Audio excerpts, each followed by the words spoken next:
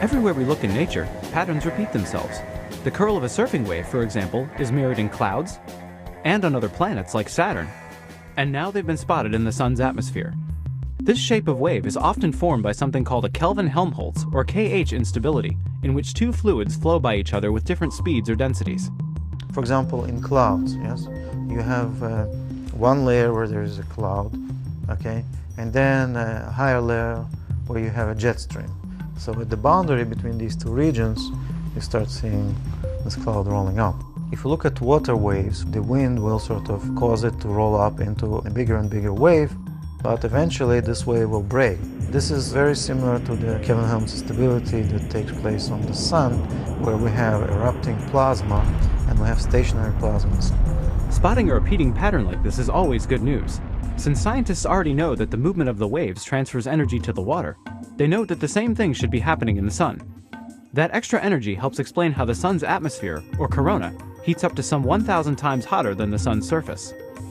These waves were spotted in the second coronal mass ejection, or CME, recorded by the Solar Dynamics Observatory, which began looking at the Sun in March 2010.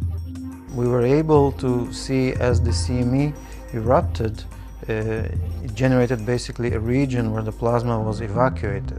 Since the material from the CME lifted up into space, we see a dark region that corresponds to the low-density region evacuated by the CME, and we see just adjacent to it a brighter region where we have denser plasma. So now we see a region where the vortices start to roll up. Astronomers have long thought that turbulence in the corona might help heat it up, but solar observations still can't see the way the atmosphere moves at small scales.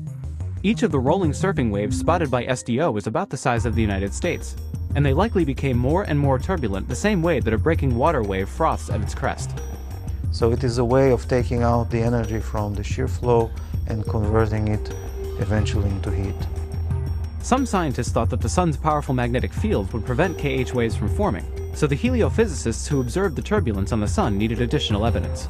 To support this interpretation, we also developed a model, and a computational numerical model. We set up this model to resemble what takes place in this region, and we see that indeed this kind of shear can form Kelvin-Helmholtz instability and generate the waves that are similar to the waves we observe in nature. A good surfer understands those waves intuitively. Thankfully, scientists understand them physically too.